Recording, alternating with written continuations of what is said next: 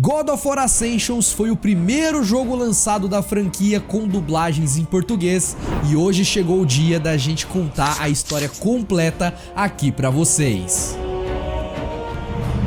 Kratos, o grande general espartano, foi finalmente derrotado. Enlouquecido, torturado e incerto de seu ambiente, o guerreiro se viu capturado como uma mosca na teia das fúrias. Nunca mais. E aí players, tudo beleza? Eu sou o Fiaspo e seguinte, se você gosta desses vídeos de história nessa qualidade absurda, considere se tornar um membro por menos de R$3, clicando no Seja Membro aqui embaixo, tem vários benefícios, o nome de todo mundo que é membro aparece no final desses vídeos especiais e você tem acesso às figurinhas exclusivas que você pode usar tanto nos comentários dos vídeos como nas lives também e ajuda a gente a produzir esses vídeos aqui que dá um trabalho danado. E hoje chegou a vez então do God of War Ascensions. O game é uma prequela de toda a saga God of War, se passando até mesmo antes do God of War Chains of Olympus de PSP. E pra rolar um bom entendimento, eu vou contar pra vocês aqui de uma forma bem simples. Kratos era um general bem bolado de Esparta e já comandava o exército em várias batalhas. Um dia, ele e o exército dele iam perder feio uma batalha contra os bárbaros e foi aí que o Kratos apelou pro Ares. Ele vendeu a sua alma pro deus da guerra em troca da vitória sobre os bárbaros. Ares então desceu e limpou o chão com os bárbaros e a partir daí Kratos virou servo dele, ganhando nesse momento as lâminas do caos. Depois disso, Kratos passou a ir em várias batalhas e matar um monte de gente a mando do Ares, mas nem tudo são flores. E quando Kratos foi mandado para atacar uma vila de servos da Atena, ele de novo fatiou geral sem nem ver quem tava pela frente. E quando ele deu por si só, ele já tinha matado a sua própria esposa Lisandra e a sua própria filha Calíope. Ares tinha tapeado Kratos e fez ele matar a própria família. Tudo sob a desculpinha de que elas eram uma fraqueza pro Kratos, e Ares queria que ele fosse o guerreiro perfeito. Isso foi um tiro no pé, porque a partir daí Kratos passou a regenerar seus votos com Ares e jurou nunca mais servir ele. E só pra completar, a oráculo daquela vila amaldiçoou Kratos, fazendo as cinzas da sua família grudarem na sua pele, pra ele sempre se lembrar do que ele fez. E foi aí que o Kratos conseguiu aquela pele acinzentada que fez ele ficar conhecido como Fantasma de Esparta. E é a partir desse ponto que a história de God of War Ascensions começa.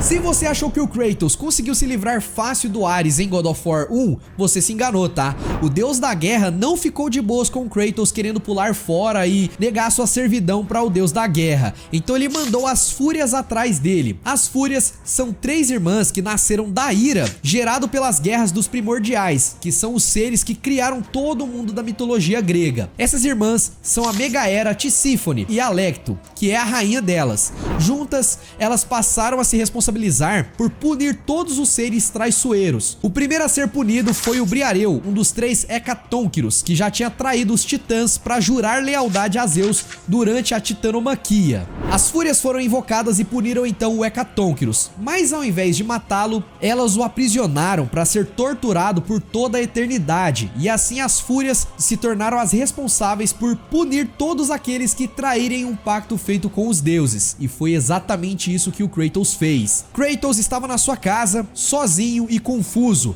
quando um cara misterioso aparece e fala que o fantasma de Esparta estava preso numa ilusão. Ele dá pro Kratos o colar que era da sua esposa Lisandra e pede para ele se concentrar nele. Ao fazer isso, o cenário muda, mostrando que o Kratos de fato estava preso numa ilusão. O cara misterioso revela que quem tá fazendo isso com o Kratos são as Fúrias, que já estão punindo o Kratos por ter desfeito seu pacto com o deus da guerra. Elas querem mergulhar o Kratos em ilusões até que ele não saiba mais diferenciar a ilusão da realidade. Para tentar combater isso, o cara fala pro Kratos ir até a cidade de Delfo procurar pela oráculo Aletheia. Por causa delas, você passa da mente sã à ilusão numa batida do coração. Isso é vida para um grande guerreiro. As fúrias estão vindo. Não podem saber que converso com você. Vou afastá-las.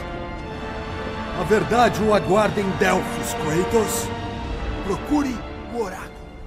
Por causa das ilusões, a cabeça do Kratos estava toda zoada aqui. Ele sabia que a sua família estava morta, mas que não se lembrava como aquilo aconteceu. Ele só sabia que Ares, de alguma forma, tinha um pouco de culpa nisso. Ele decide seguir os conselhos do novo amigo e vai pro Delfo então, onde ele resolve uns quebra-cabeças bem doidos e consegue entrar no templo da Oráculo. Só que lá ele é confrontado pelos irmãos siameses e profetas Pollux e o Castor, que estavam servindo ali como guardiões da Oráculo. Eles tentam a todo custo impedir o Kratos de ir até ela e uma porradaria começa a rolar solta. Para impedir o Kratos de chegar na Oráculo, os irmãos começam a destruir todo o templo, derrubando inclusive a própria Oráculo. Kratos mata os irmãos de forma brutal e ainda pega deles o amuleto de Ouroboros, que tinha o poder de fazer objetos e até pessoas voltarem e avançarem um pequeno período de tempo. Depois disso, ele encontra finalmente a Oráculo Aletheia, que estava extremamente ferida por causa do desmoronamento do templo, mas infelizmente nem mesmo o amuleto de Ouroboros conseguiria salvá-la. A Aletheia, que inclusive estava sem os seus dois olhos, revela que o Kratos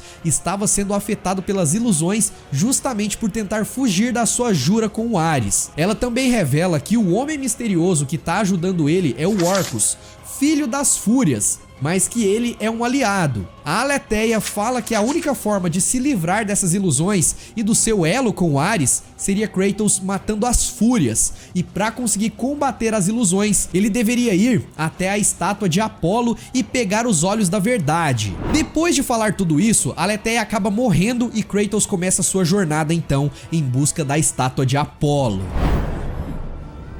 Encontre os olhos e eles mostrarão o caminho para a liberdade.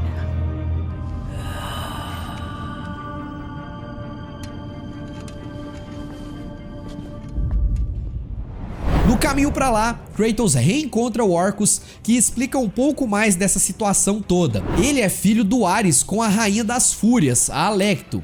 Acontece que o Ares e as Fúrias estão há uns anos num plano para acabar com a raça dos Zeus e usurpar o trono do Olimpo. Só que eles não conseguiriam fazer isso por conta própria, já que era proibido uma luta direta entre deuses. Sendo assim, Ares e Alecto fizeram aquilo e tiveram um filho, na esperança da união deles resultar num guerreiro perfeito. Afinal, o filho deles seria metade deus e metade fúria.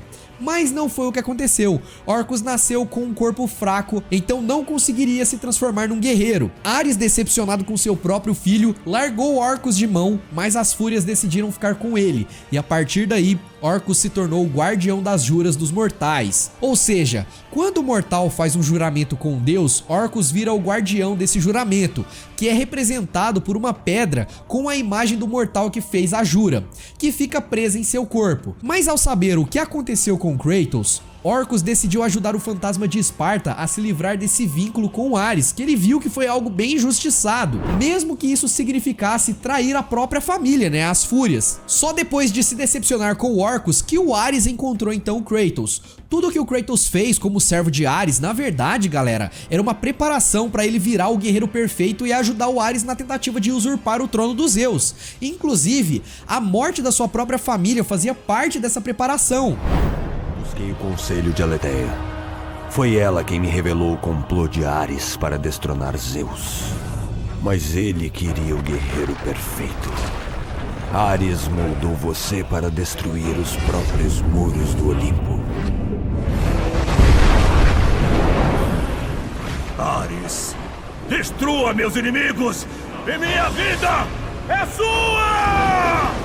Depois de todas essas revelações aqui, Kratos chega na ilha de Delos, onde a estátua de Apolo estava toda em ruínas. Ele começa a subir a estátua usando o amuleto de Ouroboros para restaurar ela aos poucos, mas no meio do caminho ele é atacado pelas Fúrias, que o colocam em outra ilusão. Nessa luta aqui ele acaba arrancando um dos braços da Mega Hera, mas acaba sendo preso por Alecto. Tudo parecia perdido quando Orcus aparece e salva o Kratos usando a sua pedra da jura, e de quebra revelando a sua traição missão para suas mães. Orcus dá a Pedra da Jura pro Kratos, para assim ele poder usar a sua habilidade de conseguir estar em 2 lugares ao mesmo tempo usando ilusões, e assim Kratos seguiu sua jornada até finalmente conseguir restaurar toda a estátua de Apolo e chegar na Lanterna de Delos, onde os olhos da verdade estavam. Orcus aparece novamente e revela a história por trás desses olhos.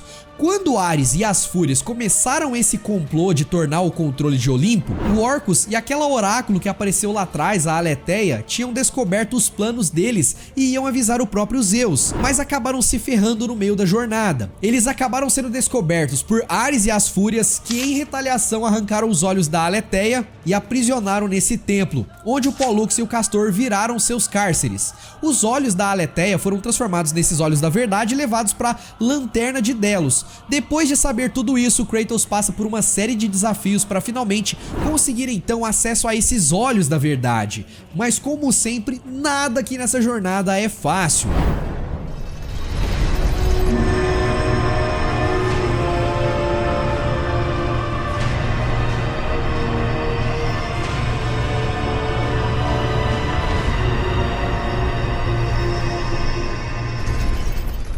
Quando Kratos chega lá, as Fúrias estavam esperando por ele, com Orcus como prisioneiro. Elas pegam então os olhos da verdade e aprisionam o Kratos, levando ele pro Hecatoncheiros, que desde a sua traição eras atrás, tinha sido transformado numa espécie de prisão viva para os traidores dos deuses, chamado de Prisão dos Condenados. Kratos é aprisionado ali, com as Fúrias esperando quebrar o espírito dele, e enfim fazer ele voltar a servir o Ares. Orcus também foi punido e deixou de ser o guardião das juras, e depois de cerca de 2 semanas de tortura constantes, Kratos viu uma oportunidade de fugir quando a Mega Hera tenta se engraçar com ele, ainda bolado pelo espartano ter arrancado seu braço. Kratos se liberta e começa a perseguir Mega Hera, que usa seus insetos para infectar partes do corpo do Hecatoncheiros, transformando essas partes em monstros para atacar o Kratos. Mas isso não é o bastante. Kratos consegue não só matar o Hecatoncheiros, como matar a própria Mega Hera, recuperando o amuleto de Ouroboros no processo todo. Vou abrir um parênteses aqui para uma curiosidade interessante. Durante essa luta contra a Mega Hera e o Hecatoncheiros, Kratos acaba libertando um dos prisioneiros que estavam ali. E esse prisioneiro, galera, é transportado para outro lugar. Esse prisioneiro é o protagonista do modo multiplayer do God of War Ascensions, onde ele, depois de ser libertado pelo Kratos durante toda aquela confusão, é enviado para um lugar chamado de Rotunda do Olimpo, onde ele aparentemente foi escolhido para trilhar um caminho de redenção como um guerreiro dos deuses. Nesse lugar, esse guerreiro tem que escolher qual deus ele irá se afiliar, o Zeus, Poseidon, Hades ou Ares, e assim começar a realizar diversas tarefas e desafios para se tornar um campeão do deus que ele jurou lealdade. E essas tarefas e desafios nada mais são do que as partidas multiplayer do God of War Ascensions, e não se sabe o que acontece com esse guerreiro a partir daí,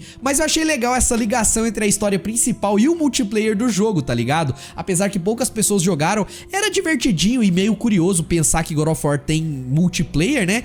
Mas é interessante essa ligação da história que eu acho que vale a pena citar pra vocês. Depois de matar a Mega Hera, ou Megera, eu falei Mega Hera o vídeo inteiro aqui, mas em português é a Megera, tá, galera? Mega Hera é em inglês, então não tem muito problema não, é a mesma pessoa, tá? O Kratos, logo depois dessa batalha aqui, ele é atacado pela Tisífone e sua Fênix Daimon. Eles lutam e nessa luta o Kratos recupera a Pedra da Jura que tava com a ave. Ele também se vê preso em mais ilusões, colocando ele de volta a Esparta, onde ele encontra o rei de Esparta e também a sua família. Por breves instantes, Kratos se esqueceu de onde estava e estava completamente feliz, mas ele percebeu que a Lisandra que estava diante dele era na verdade a Alecto. Depois de se libertar dessa ilusão, Kratos enfrenta a Alecto e a Tisífone, e no processo consegue pegar os olhos da verdade e usar eles para combater as ilusões. Com isso, o Kratos finalmente consegue combater as Fúrias com mais igualdade e no final consegue derrotar as duas. Minha morte não libertará você dessa loucura!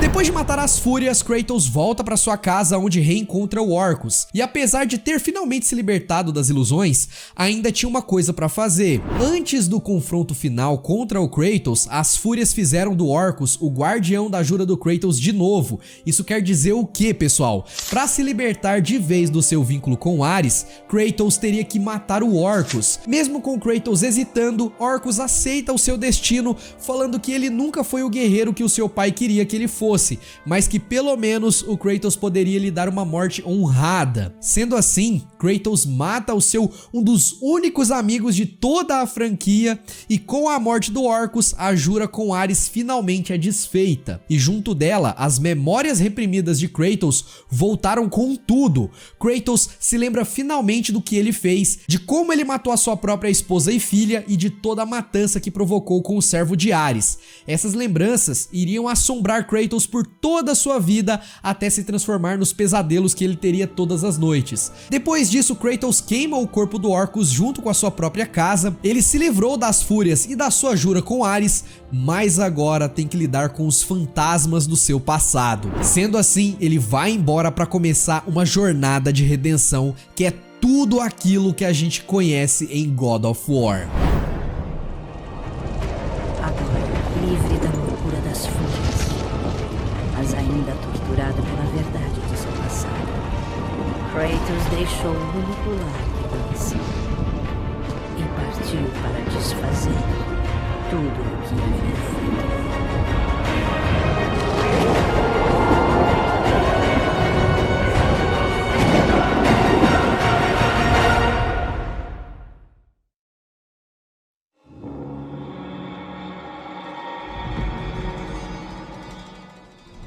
E assim a gente encerra a história de God of War Ascensions. Esse que é a prequela que conta o começo de toda essa história que a gente curte pra caramba. E se você gostou desse vídeo, por favor, deixa o seu joinha, fortalece, porque ajuda a gente demais a espalhar esse conteúdo. Inscreva-se no canal também pra você não perder mais os outros vídeos de história e compartilha com seus amigos se você acha que esse resumo foi legal, foi interessante aí pra vocês, beleza? E muito obrigado a todos esses membros aqui que apoiaram o canal, que ajuda a gente demais na produção desses vídeos, tá? Valeu demais, tamo junto sempre, galerinha. E se você quer ver mais histórias de God of War, dá uma olhada aqui do lado que eu vou deixar pra vocês a história do primeiro God of War do PlayStation 2. E fica ligado no canal que logo logo teremos aí o restante, né? O Chains of Olympus, a história do Ghost of Sparta e do God of War Ragnarok. Você não pode perder, fechou?